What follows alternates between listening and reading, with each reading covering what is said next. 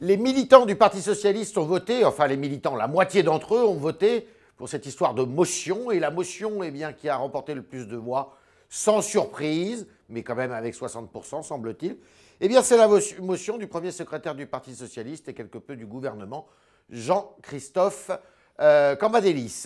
On va parler de cela, ce que ça change au Parti socialiste, ce que ça change pour la majorité, ce que ça change pour Europe Écologie Les Verts, dont nous avons un des représentants ici, et pas n'importe lequel, Jean-Vincent Placé, qui vient d'ailleurs de sortir un livre chez Plomb. Pourquoi pas moi?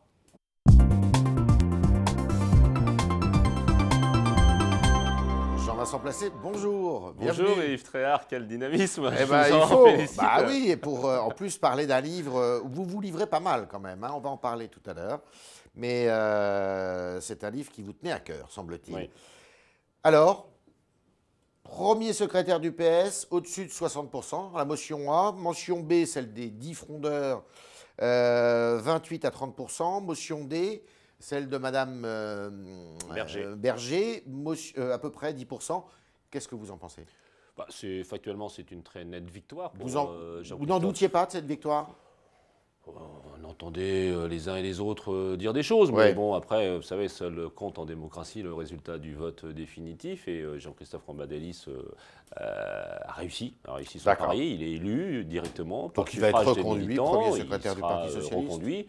Et puis, je crois qu'il a déjà créé, donc au premier tour, si j'ose dire, un pôle de stabilité très net, parce que c'est aussi une victoire pour le président de la République, François Hollande, et le Premier ministre Manuel Valls, qui étaient évidemment des soutiens du premier secrétaire du Parti socialiste.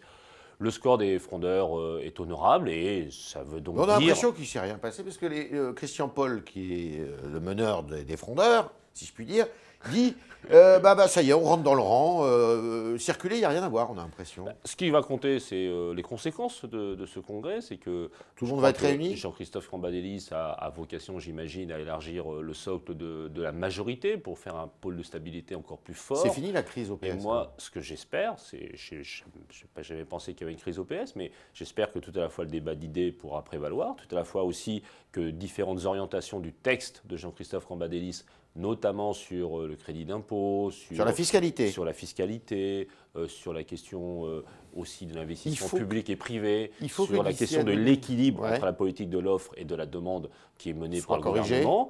Bien sûr, les questions écologiques étaient également très présentes. Alors, d'ici à 2017, est-ce qu'il faut faire une réforme fiscale, Jean-Vincent Placé?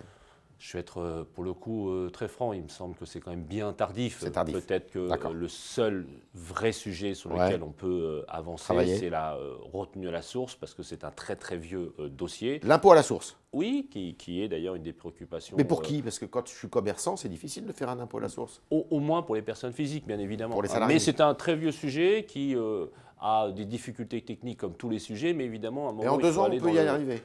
Moi, je pense que c'est possible, et y compris de marquer cela pour une orientation future pour le post-2 ans, parce que malgré tout, on ne peut pas faire des réformes que rivées sur l'élection présidentielle. Ce vote pour François Hollande, ça veut dire qu'il va continuer sa politique? Je crois que c'est un bon signe pour le président de la République, mais je crois aussi que le président de la République et le premier secrétaire du Parti socialiste doivent écouter aussi ce que disent les frondeurs, s'il y a des choses intéressantes. Et évidemment, je vais faire un plaidoyer pro domo, il faut écouter aussi les écologistes, et même aussi l'ensemble de la gauche, bien sûr. Cambadélis dit « J'ai 3 objectifs. La réussite du gouvernement, bon. Oui. Logique. Le rassemblement des gauches et des écologistes. Alors, qu'est-ce qui va se passer ? » Je crois que Jean-Christophe Cambadélis, parce que j'ai pu avoir, comme d'autres, des échanges avec lui, va prendre des initiatives, effectivement, pour essayer de discuter davantage sur les questions de fond. Il y a déjà, d'ailleurs, des ateliers de travail entre Europe Écologie Les Verts et le Parti socialiste qui traitent de l'ensemble des sujets. Vous allez revenir au gouvernement ? Sociaux. Ça doit être une conséquence. Moi, j'ai toujours dit... vous êtes pour, vous ? Non, mais moi, vous savez que je suis pour. Je suis pour qu'on exerce des responsabilités. Je trouvais idiot qu'on sorte, surtout au moment où nous proposait d'exercer les responsabilités de l'écologie. Ça pourrait être quand, avant l'été ou après l'été ? C'est le président de la République qui le décidera. Avant la fin de l'année ? Non, mais c'est le président de la République qui doit avoir ça dans son calendrier. C'est lui qui décide. Et donc là, scission des Verts. Et ce n'est pas une question de scission des Verts, c'est une question de projet politique pour le pays. Il y a des sujets dont vous savez qui sont éminemment sur la table. Aller encore plus loin par rapport à la conférence climat, notamment dans la question des financements pour le fonds vert, qui est un sujet extrêmement important. il y a la transition énergétique, la biodiversité. Oui, je sais, ça vous fait sourire. Vous faites semblant de ne pas me comprendre. Mais si, je vous comprends, Yves Tréhard. C'est une question importante quand même, parce que c'est une question de principe. On n'est pas... Et puis vous êtes un homme de principe. Et j'essaie de le dire d'ailleurs dans mon bouquin. J'ai compris, j'ai fait une part de mea culpa, même si je suis agacé aussi de la façon dont je suis traité parfois par certaines caricatures. J'ai fait un mea culpa parce que peut-être que je me suis trop complu dans la politique aérie, dans les histoires. Vous êtes beaucoup moins présent dans les médias d'ailleurs. Oui, parce que je vais être très franc avec vous. Je pense qu'à un moment, à force de réagir sur tout et sur n'importe quoi, sur des sujets sur lesquels d'ailleurs on n'a pas plus d'expertise que d'autres, vous voyez, je suis très franc, eh bien à la fin, la parole se dilue, vous avez raison, et puis on n'arrive plus à se concentrer sur des vrais sujets. Moi, je vais me concentrer sur deux, trois sujets essentiels pour moi dans les mois à venir. La scission des Verts. Non, c'est la question de l'alimentation. J'ai le grand bonheur d'être l'envoyé spécial du gouvernement à Milan pour l'exposition universelle sur l'alimentation, donc je travaille beaucoup là-dessus. Vous essayez de me dribbler. Oui, j'ai posé une question. Allez-y, allez-y. Alors, je vais poser une question. Est-ce qu'on va vers une scission des Verts? Non, mais d'Europe Écologie vraiment, Les Verts. je vais vous dire, Yves Tréhard, c'est le dernier cadet de mes soucis. Et je pense qu'aujourd'hui... Vous continuez à manier le mensonge, là, parce que non, je vais vous dire très franchement les choses. C'est que j'ai eu quelque part quand même l'année dernière une grosse angoisse. C'est pour ça que, par exemple, il y a une phrase forte du Premier ministre sur le sujet. J'ai eu une grosse angoisse par rapport à la montée du Front National.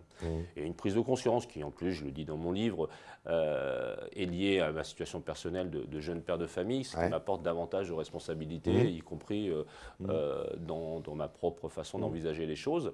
Et je pense qu'à un moment, il faut être déjà plus responsable soi-même, moins dans la politique aérienne, je viens de le dire, et essayer de relever le niveau du débat. Donc c'est jamais facile, parce que parfois on est souvent entraîné vers le bas. Ce qui veut dire que... et je veux essayer de bosser sur des sujets de fond, je vais essayer de monter une fondation sur l'alimentation pour tous.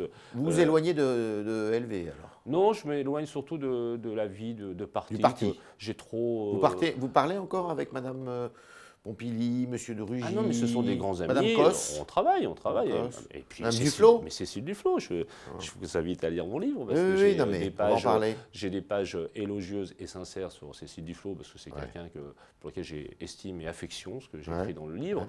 Et après, on a des divergences. Mais bon, quelque part, de temps en temps, ces divergences, elles s'actent, elles changent. J'ai noté, par exemple, qu'elle avait beaucoup bougé par rapport à sa relation avec Jean-Luc Mélenchon. Je pense que, par exemple, ce que j'ai dit depuis 5-6 mois... Elle revient vers vous. Ce que j'ai dit de façon très ferme par rapport à l'inutilité pour l'écologie et pour la gauche de cette alliance d'opposition frontale au président de la République. Elle vous a entendu? Eh bien, je note que c'est entendu. C'est plutôt positif. Donc, vous voyez, moi, ce que je veux, c'est pouvoir dire ma part de vérité. Et pour les régionales, vous allez aller seul ou avec les socialistes? Ce que je trouve très étonnant, c'est qu'on a gouverné pendant 17 ans, on gouverne encore avec Jean-Paul Huchon, on a 45% du budget à la région Île-de-France. Donc vous allez y aller avec Barthelone. Et au moins qu'on discute du bilan et qu'on discute des perspectives et des projets. Et vous invitez nous, Madame on a une façon... Oui, j'invite... À rentrer dans le rang Barthelone. Non, j'invite avec les amis à discuter, à débattre et à se confronter pour essayer d'aller vers l'unité, le rassemblement. Parce que les Françaises et Français, aujourd'hui, ils ont vraiment besoin d'unité et de rassemblement. Alors, chez Plon, pourquoi pas moi?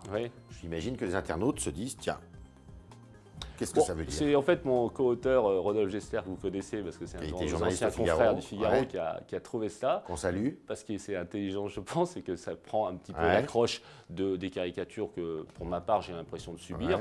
Je le dis dans le bouquin, je dis pourquoi moi je serais un arriviste et tous les autres seraient des ambitieux normaux. Ah oui, c'est pourquoi pas vous, c'est pas pourquoi pas vous, président de la République. Non, mais c'est pas du tout ça. C'est justement, j'ai voulu un petit peu faire du judo avec les idées répandues et caricaturales. Reçues sur vous. J'en ai ras-le-bol, je le dis, c'était l'occasion de le dire très sincèrement. Je ne cherche ni laurier sur mon parcours.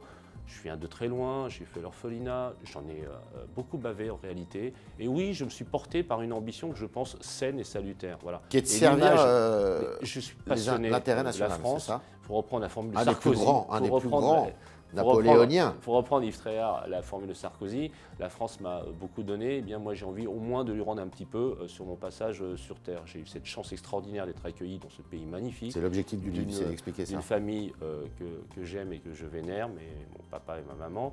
Et j'en ai assez de cette caricature parce que moi, je vais vous dire, je suis globalement assez insensible pour ça. Mais maintenant, j'ai ma petite fille et je ne veux pas qu'on puisse caricaturer ainsi son père. Et je dis ça aussi pour mes parents. À un moment, ça suffit. Sur l'arrivisme, j'en ai ras-le-bol. Je suis ambitieux, j'assume. Je ne suis pas arriviste et je l'ai toujours démontré dans ma vie. L'insincérité écolo, enfin, franchement, parce que je suis un peu sapé normalement ou je ne sais pas, ou parce que justement. Vous parlez de ceux qui ont les ongles noirs, ah non, vos mais copains, moi, je suis agacé. Vos copains verts, là, parce écolo. qu'à un moment, je vois tous les copains et tant mieux.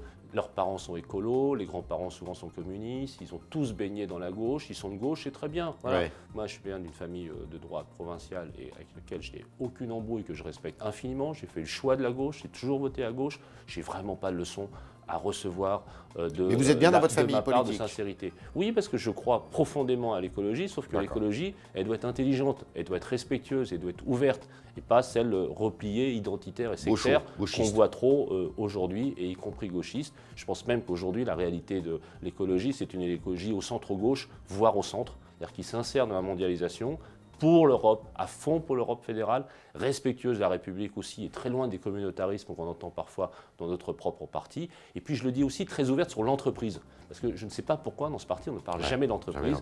Et vous l'avez compris, c'est aussi un des sujets avec l'alimentation que j'ai l'intention d'aborder dans les mois à venir, c'est sur l'économie verte.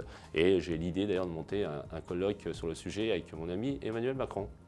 C'était le talk Le Figaro de Jean-Vincent Placé qui nous dit sa vérité dans ce livre paru chez Plon. Pourquoi pas moi? Il rétablit certaines choses, il chasse certains préjugés. Oui, il est ambitieux, mais ce n'est pas pour ça qu'il a les dents qui rayent le parquet. Et il nous dit que le vote qui a eu lieu hier à l'intérieur du Parti Socialiste est plutôt favorable à ce que François Hollande continue, mais il l'invite quand même à aborder la fiscalité, notamment sur cette histoire de retenue à la source, l'impôt à la source. Merci Jean-Vincent Placé. Pourquoi pas moi, chez Plon? Merci, je vais faire.